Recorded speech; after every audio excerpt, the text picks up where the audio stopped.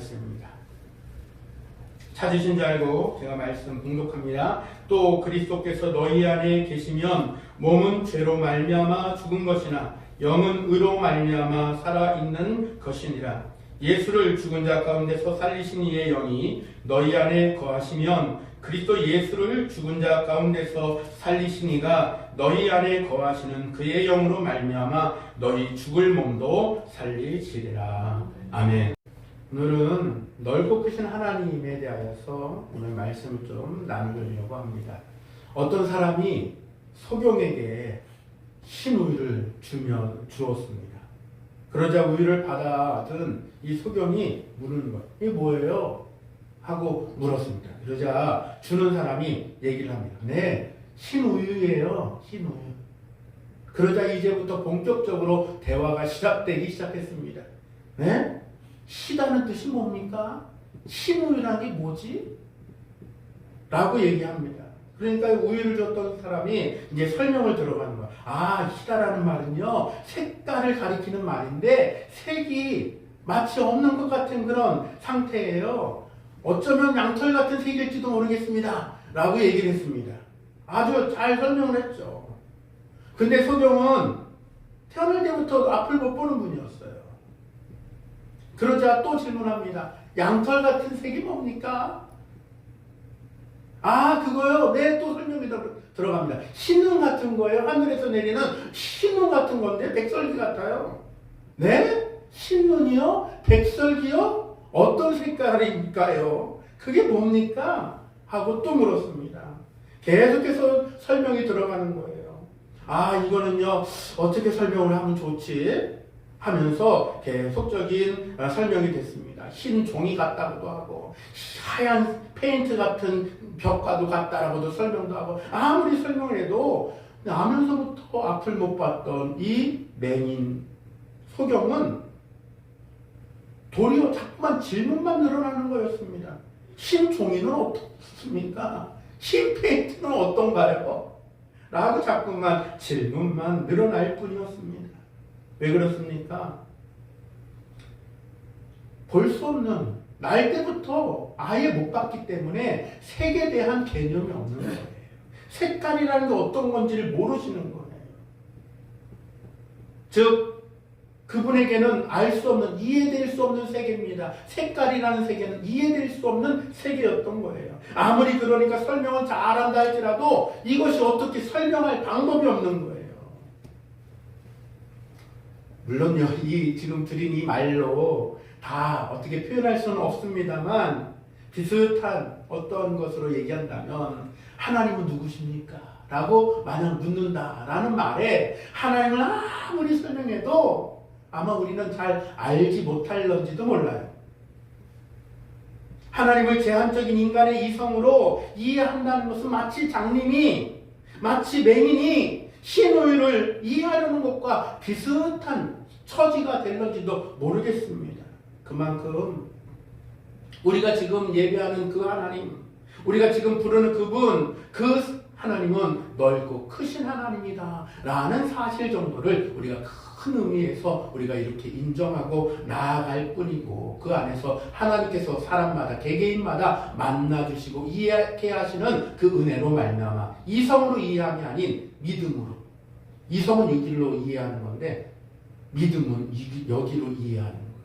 그래서 믿음으로 이해하게 하실 줄로 믿습니다. 그래서 아무리 하나님을 설명해도요, 이성으로만 접근하는 사람에게는 설명할 방법이 없는 거예요. 그러나 저 여러분들은 오늘 하나님을 찬양하는 줄로 믿습니다. 하나님을 이해하게 하시는 그 은혜 가운데 거하는 줄로 믿습니다. 내가 혹은 우리가 알고 있는 그 하나님은 극히 일부분에 불과할지도 몰라요. 아니, 어쩌면 그것마저도 잘못 이해하고 있을런지도 모르겠다라는 차원에서 한번 본다고 한다면 감히 우리가 하나님을 다 안다 말할 수 없다라는 점에서 우리는 하나님을 알기를 더욱더 소망하는 저희들이 되어야 될 줄로 믿습니다. 그러니 하나님을 알아가는 일들, 하나님을 아는 지식을 우리는 사모해야 될 줄로 믿습니다. 오늘 본문을 우리는 10절과 11절만 읽었습니다만 로마서 8장 1절부터 11절 말씀까지 다 보면 더 좋을 것 같아요. 그러나 이런 모든 면에서 오늘 10절과 11절만 좀 따로 띄어서 읽었습니다만 나중에라도 꼭 1절부터 꼭 보시기 바랍니다. 그런 의미에서 본다고 한다면 1절부터 11절까지 말씀을 보면은 계속해서 대조적인 부분들을 다루고 있어요. 어떻게 대조하고 있는가 하면 율법과 복음, 사망의 법과 생명의 법, 육신과 성령, 몸과 영, 죄와 의, 죽음과 삶, 육신의 생각과 영의 생각, 이런 것들로 계속해서 대조시키고 있다는 것입니다. 그래서 그리스도와 연합하는 삶이 어떤 것인가를 밝히려고 자꾸만 대조를 시켜주는 거예요. 그러니 그리스도와 연합한 삶은 이런 것이다, 이런 것이다, 이런 것이다 라고 말하는 것이죠. 즉 무슨 얘기인 겁니까? 그리스도와 연합한 삶은 복음이다.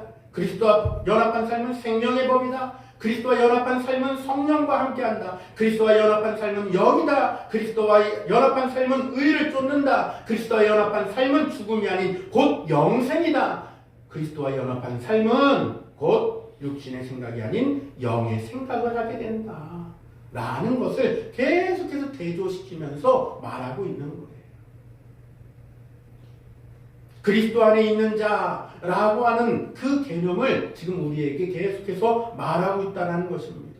즉 그리스도에 있는 자의 삶은 어떻게 되었다는 거예요? 전에는 정죄받을 수 없었는데 이제는 그리스도 안에 있음으로 말미암아 이제는 사망의 법에서 생명의 법으로 옮겨졌다라는 차원으로 얘기한다면 정죄함이 없어졌다라는 거예요. 누가요? 사람이 정죄를 안 한다라는 말이 아니라 하나님께서 정죄함을 없이 했으니 사람이 정죄하든 말든 상관없는 거예요. 하나님께서 이미 정죄함을 없게 만드셨다라는 그 무죄가 선언되었다라는 그 의미가 있는 것이. 그러면 여기에서 우리가 하나 떠오르는 인물이 있죠. 누굽니까? 아담이라는 인물이 딱 떠오르는 거예요. 아하, 그러니까 첫사람 아담으로부터 지었던 모든 죄가 또한 첫사람인 둘째 사람 예수 그리스도로 말미암아 영으로서 이제 완전히 그 죄값을 짊어지시고 십자가에서 돌아가심으로 말미암아 생명의 법이 역사 작동되었구나 라는 것을 알게 된다라는 것입니다. 그러니 이제는 전에는 죄에 속한 자였다가 유죄였던 자가 무죄가 되었다라는 얘기인 거예요. 즉 죄와 사망의 법에서 해방되어서 생명과 성령의 법에 아래 있게 되었다라는 것으로 우리는 알 수 있는 줄로 믿습니다. 그런 사람들은 어떻게 될까요? 물과 성령으로 거듭난다 라고도 표현합니다. 그래서 그런 사람들은 거듭난 사람이 되었다라고도 표현해요. 즉 그런 사람들을 말하는 서술어가 뭐냐면 그리스도 안에 거한다라고 얘기해요. 그리스도 안에 거하는 자라고 말합니다. 즉 거듭난 성도의 거주지가 이제는 세상이 아닌 그리스도 안에 거주하는 거주지가 확실하게 생겼다라는 것인 거예요. 그것은 우리에게 피난처요 은신처며 우리가 하나님 앞에 나아갈 수 있는 좋은 영적 자유를 얻는 그러한 거처가 되었다라는 것입니다. 하나님의 긍휼과 은총을 받는 그 장소가 되며 축복을 받는 장소가 되었다. 영생의 특권을 받아 누리는 그런 거룩한 곳이 되었다라는 것으로도 우리는 이해해도 무방합니다. 그리스도께서 너희 안에 계시면 어떤 일이 일어나는가를 밝히는 오늘 본문 말씀들이 지금 열거되고 있는 거예요. 그러면 한번 살펴보겠습니다. 첫 번째로 그리스도가 내 안에 있으면 나는 그리스도의 사람이 된다라는 거예요. 그리스도가 내 안에 있으면 나는 그리스도의 사람이 된다. 여러분 이게 말은 쉽지만은 엄청난 역사의 일인 것입니다. 우리가 단순히 나 이 집에서 저 집으로 이사하는 거야 이런 이사의 개념이 아니에요. 엄청난 역사가 일어난 것입니다.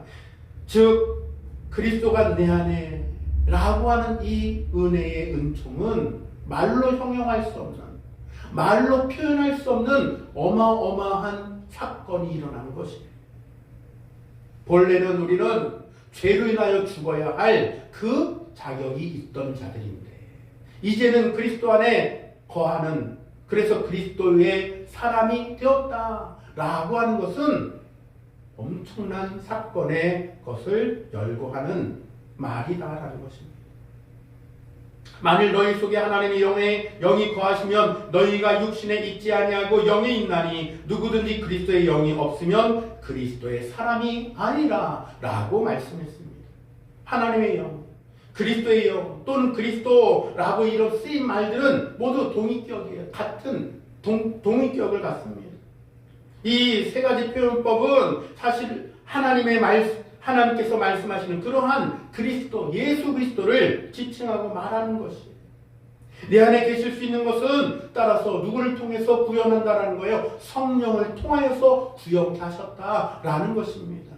따라서 예수 그리스도가 우리에게 보내신 그 성령, 그 일들은 뭐하게 하시는 은혜로? 우리 안에 내주하시는 그 은혜를 허락하고 구현해 주시기 위한 그 은혜로 보내신 바 된 성령, 보혜사가 되었다라는 것입니다. 즉 성령의 역사함이 없이는 결코 그리스도를 우리가 주라 부를 수도 없고 또한 그 안에 거주할 수도 없다라는 것이에요. 교회는 따라서 성령으로 세례를 받은 사람들이 구성하는 그리스도의 몸이기도 한 것입니다. 그러므로 그리스도의 영이 없이는 그리스도인이 될 수도 없고 우리는 오늘날 교회 안에서 그리스도가 없는 단순한 교인들이 되어서는 안 된다라는 점도 우리에게 짚어주는 장면이라 생각할 수 있습니다. 요사이 그런 경우가 있잖아요. 그리스도 없는 단순한 교인, 그냥 종교인 말이에요. 왔다 갔다 하는 종교인 말이에요. 그런 것이 아닌 정말 그리스도 안에 거주하는 그리스도인이 되는 저와 여러분들이 되기를 간절히 소망합니다.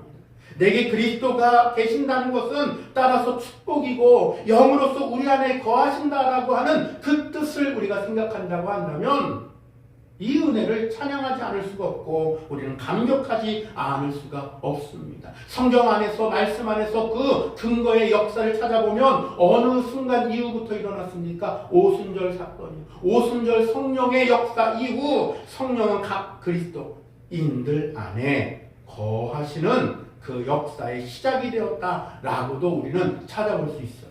역사의 어떤 근거들을 찾아보면 그렇습니다.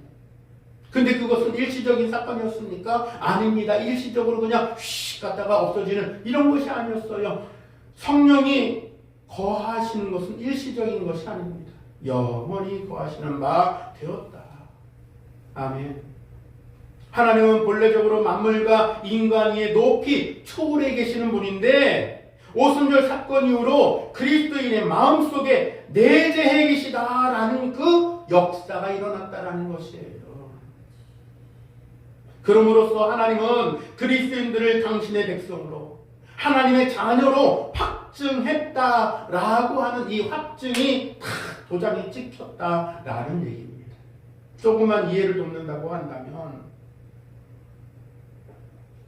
우리같이 이런 조그마한 혹은 그냥 일반적인 가정에 들어갈 때는 그런 일이 없습니다만 물론 요새는 도어락도 다 있고 합니다만 말이죠.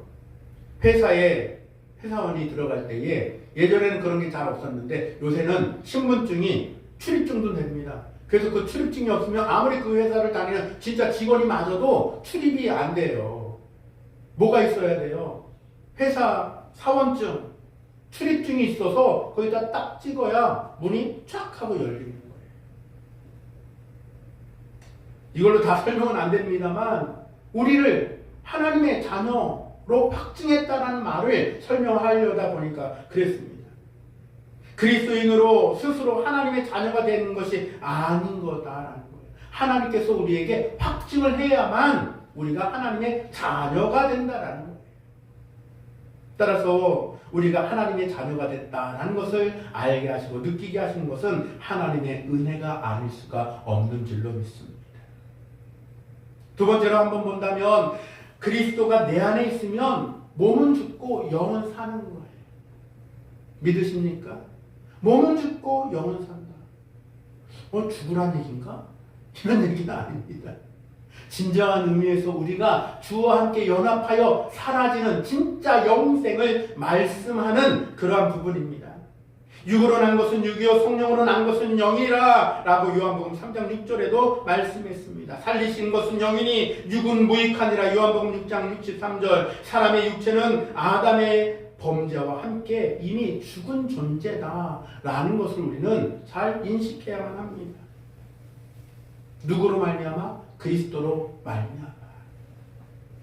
나로서는 그것을, 그 원죄를 벗어날 방법이 없어요.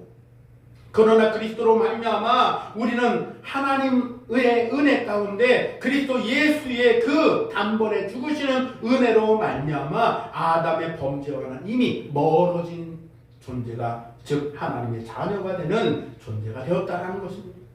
그러니 육은 죽었다라는 표현이 맞는 거예요. 따라서 육은 죄로 인하여 죽었다라고 하는 이것을 우리는 잘 기억한다고 한다면 이제는 우리가 육체를, 몸을 어디에 사용해야 될까요? 사회적으로 쾌락이나 어떠한 자신의 것을 위하여서 사용하는 그 육체가 아닌 우리의 몸을 그런 면에서 본다고 한다면 그 사용 용례가 조금 달라요. 9절에서 말하는 몸, 육체와 10절에서 얘기하는 몸, 육체는 조금 사용 용례가, 단어가 조금 다릅니다. 그래서 이전에는 그리스도를 만나기 이전에 육체는 죄에 사용되어진 몸이었다고 한다면 이제 그리스도를 만난 이후로는 이제는 이 몸이 좋게, 옳게 사용되어질 수 있는 자연인의 몸의 상태에서 하나님께서 만드신 처음 창조의 때로 몸의 변화를 일으키는 그 단어로서도 어떤 조금 변화가 일어납니다. 여하튼 하나님께서 우리에게 주신 은혜는 그리스도로 말미암아 아담의 죄를 없이 하셨다라는 것입니다. 즉 사망의 법을 끊으셨다는 것입니다. 죽은 것에서 생명이 살아날 수 없는 것처럼 죽은 것을 잘라내셨다는 것입니다. 죽은 것은 죽은 것을 낳을 수밖에 없는데 우리는 이제 육체로 심는 자가 아닌 영으로 심어서 영의 열매, 즉 생명의 열매를 맺어지는 그러한 사람으로 우리를 낳으셨다라는 것으로서도 우리는 이해할 수 있는 부분이라 생각합니다. 즉 살리신 것은 영이라. 만일 너희 속에 하나님의 영이 거하시면 너희가 육신에 있지 아니하고 영에 있나니 그리스도께서 너희 안에 계시면 몸은 죄로 인하여 죽은 것이나 영은 의를 인하여 산 것이라 라고 하는 오늘 9절과 10절의 말씀도 한번 우리가 생각해 봐야 됩니다. 아담의 범죄로 인하여서 인간의 몸과 영이 함께 죽었으나 우리 주 예수 그리스도의 구속의 은혜를 통해서 하나님이 믿는 자의 영을 살리셨다는 것이에요. 아멘.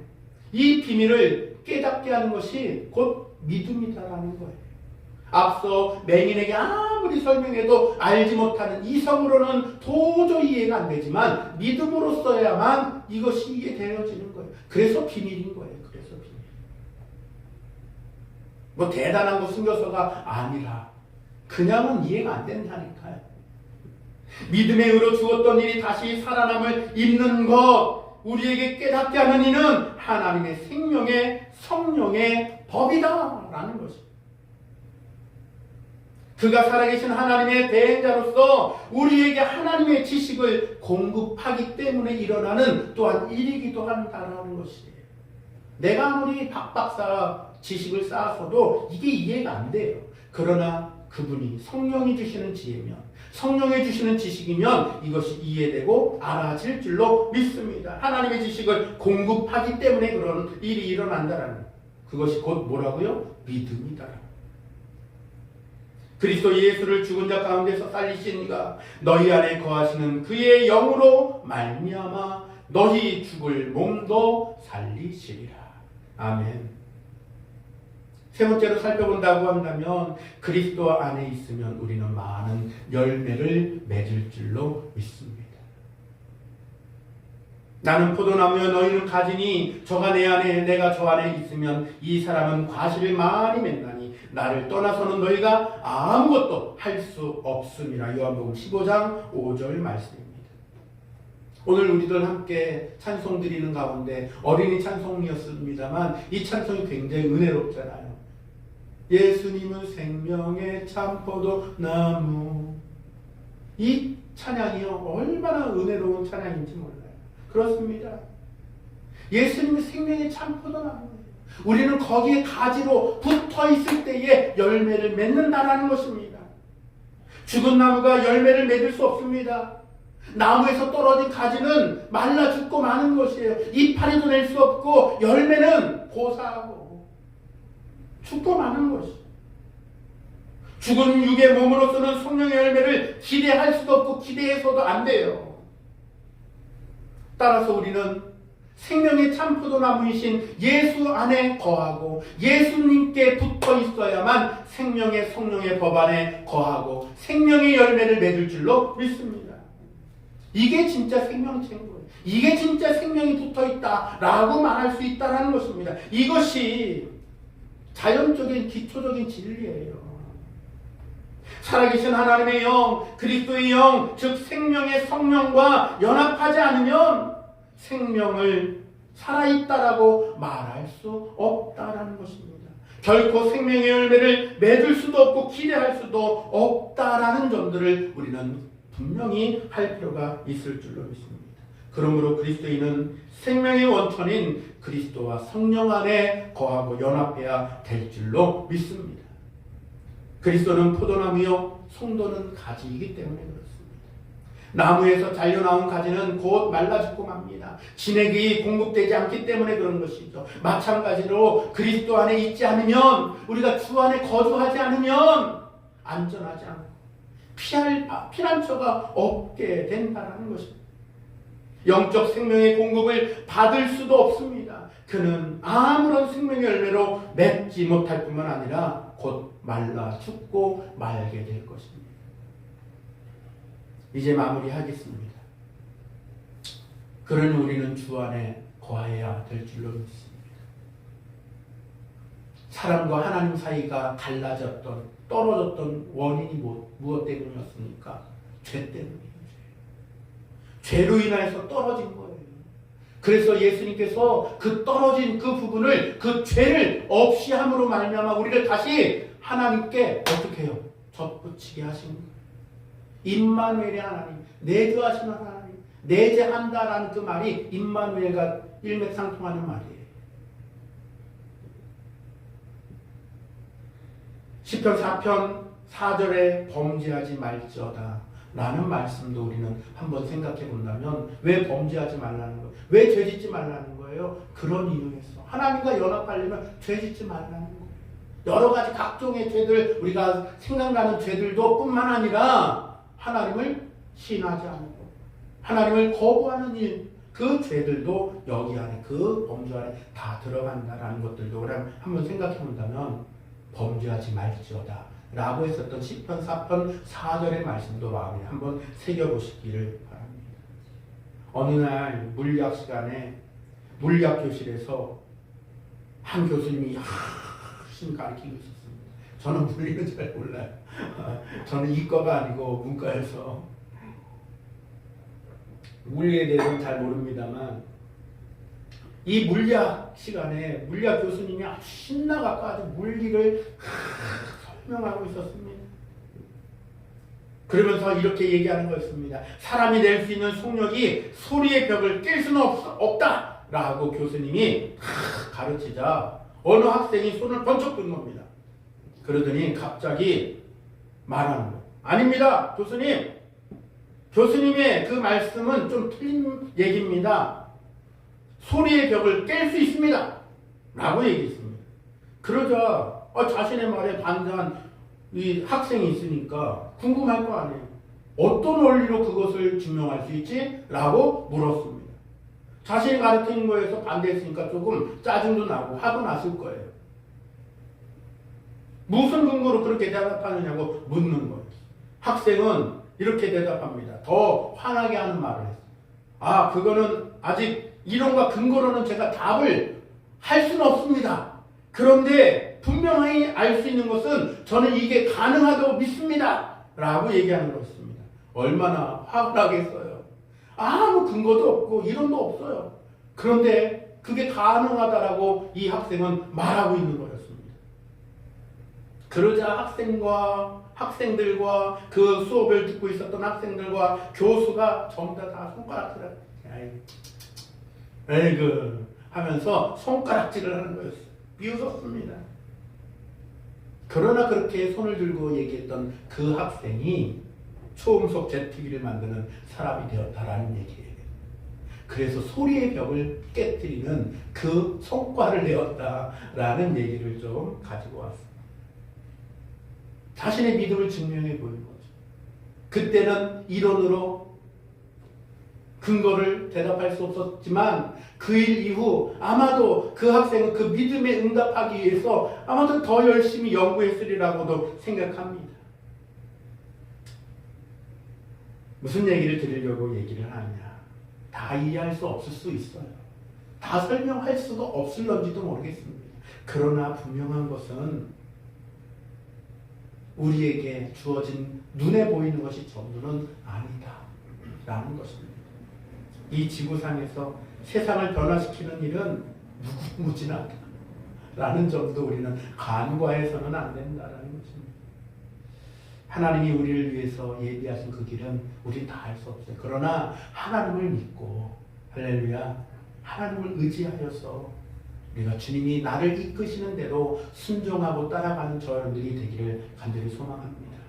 하나님 나라를 가는 그 길을 예비하심을 우리는 믿고 나아가는 줄로도 믿습니다. 의로 인하여 영이 산다. 맥락 없는 소리 같이 들리는지도 모르겠어요. 그러나 이것은 틀림없는 말입니다.